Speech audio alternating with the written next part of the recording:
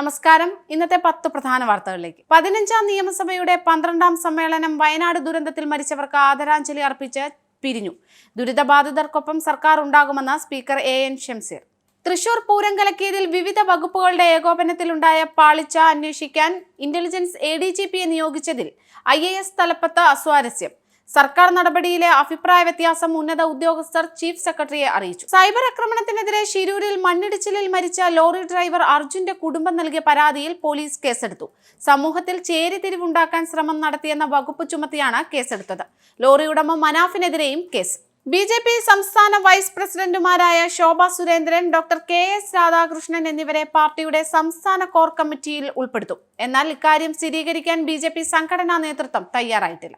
ജയിലുകളിൽ ജാതി വിവേചനം പാടില്ലെന്ന് സുപ്രീം കോടതി. ജയിൽ പുള്ളികൾക്ക് മാന്യമായി ജീവിക്കാനുള്ള അവസരം ഉണ്ടാകണമെന്നും ഒരു തരത്തിലുള്ള വിവേചനവും ജയിലുകളിൽ പാടില്ലെന്നും സുപ്രീം കോടതി. സംരക്ഷണം നൽകുന്നതിന് മാത്രമേ ജാതി കണക്കിലെടുക്കാവൂ എന്നും കോടതി. 5 ഭാഷകൾക്ക് കൂടി ശ്രേഷ്ഠ ഭാഷാ പദവി നൽകാൻ കേന്ദ്ര സർക്കാർ. മറാത്തി, ബംഗാളി, പാലി, പ്രാകൃത്, ആസാമീസ് എന്നീ 5 ഭാഷകൾക്കാണ് ശ്രേഷ്ഠ ഭാഷാ പദവി ലഭിക്കുക. ഇതോടെ ശ്രേഷ്ഠ ഭാഷാ പദവി ലഭിക്കുന്ന ഭാഷകളുടെ എണ്ണം 6ൽ നിന്നും 11ആയി. ആം ആദ്മി പാർട്ടി ദേശീയ കൺവീനർ അരവിന്ദ് കെജ്രിവാൾ മുഖ്യമന്ത്രിയുടെ ഔദ്യോഗിക വസതിയിൽ നിന്ന് താമസം മാറും. AAPയുടെ രാജ്യസഭാ അംഗം അശോക് മിത്തലിന് അനുവദിച്ചിരിക്കുന്ന സർക്കാർ ബംഗ്ലാവിലേക്കാണ് കെജ്രിവാളും കുടുംബവും താമസം മാറുന്നത്.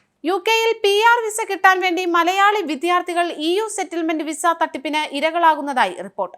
തട്ടിപ്പുകളിൽ അകപ്പെടുന്നത് പഠനശേഷം ജോലി ലഭിക്കാതെ നാട്ടിലേക്ക് തിരിച്ചു പോകാൻ കഴിയാത്തവർ. പാർട്ടിയുടെ നേതൃത്വത്തിലേക്ക് വരുന്നത് ആരായാലും അവർക്ക് പിന്നിൽ കലഹങ്ങൾ മറന്ന് ഒരുമിക്കണമെന്ന് ടോറി നേതാവ് ഋഷി സുനക്.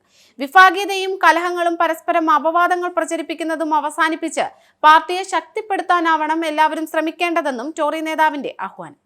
വനിതകളുടെ 2020 ക്രിക്കറ്റ് ലോകകപ്പിൽ ഇന്ത്യയുടെ യാത്ര വെള്ളിയാഴ്ച തുടങ്ങും. ഗ്രൂപ്പ് A മത്സരത്തിൽ ന്യൂസിലൻഡാണ് എതിരാളി.